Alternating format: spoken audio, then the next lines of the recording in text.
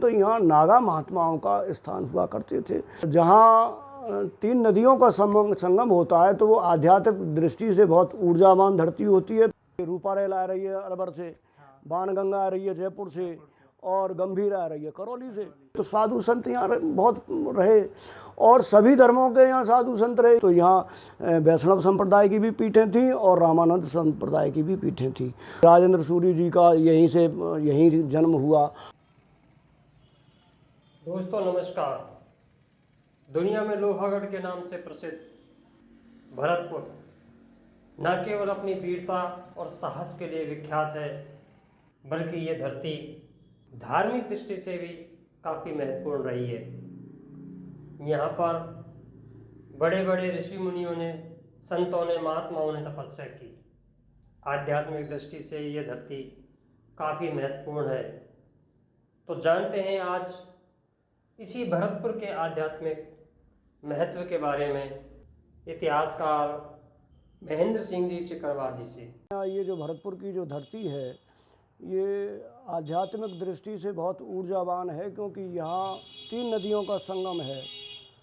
तो इस कारणवश जो है ये लाखों वर्ष पूर्व जो है वो पठार की जो जगह बोलते हैं उसका एक हमारा ये ब्रजमंडल का हिस्सा है। रूपा रेल आ रही है अलवर से, बाणगंगा आ रही है जयपुर से, और गंभीर आ रही है करौली से। ये दरअसल में क्या है कि एक बहुत घना जंगल था, बहुत घना जंगल था, और ये खांडव वन का हिस्सा माना जाता है। जो हमारा अब थोड़ा सा हिस्सा ये घने का जो रह गया है, बर्ड सेंचुरी जो है, वो खांडव वन का एक छोटा सा हिस्सा रह गया है। तो ये बहुत बड़ा घना जंगल था। दूसरी बात क्या है कि यहाँ से बरसाती नदियाँ बहा करती थी, और जो वर्तमान में भरतपुर का जो किला है ये नदिया मोहल्ला के बगल से जो जो नहर, जो बरसाती नहर जो जाती थी पहले, तो जो आज जो राजराजेश्वरी का जो मंदिर है, वहाँ राजराजेश्वरी के मंदिर के पास में ही एक महादेव का स्थान है, वो बहुत प्राचीन है। वो भरतपुर रियासत के स्थापित होने से पहले का है, लेकिन महादेव का जो स्थान है वो प्राचीन है। तो यहाँ नागा महात्माओं का स्थान हुआ करते थे। और जहाँ तीन नदियों का संगम होता है तो वो आध्यात्मिक दृष्टि से बहुत ऊर्जावान धरती होती है। तो साधु संत यहाँ बहुत रहे और सभी धर्मों के यहाँ साधु संत रहे। ये और आश्चर्य की बात है, जिसमें आपके सनातन पंथ में तो जैसे रामानंदी हैं, राम के अनुयायी, वो नागा थे। और वैष्णव संप्रदाय के जो श्री कृष्ण के अनुयायी हैं वो भी यहाँ रहे थे। तो यहाँ वैष्णव संप्रदाय की भी पीठें थीं और रामानंद संप्रदाय की भी पीठें थीं। तीसरा, जैनों का भी यहाँ बहुत बड़ा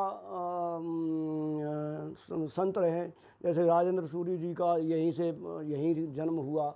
और उनके समय में बहुत बड़े बड़े जैन महात्मा यहाँ रहे। जैन साहित्य में जो भरतपुर की स्थिति जो लिखी हुई है वो अद्वितीय है। अनादिकाल से सृष्टि जी का खेल चलता रहा है।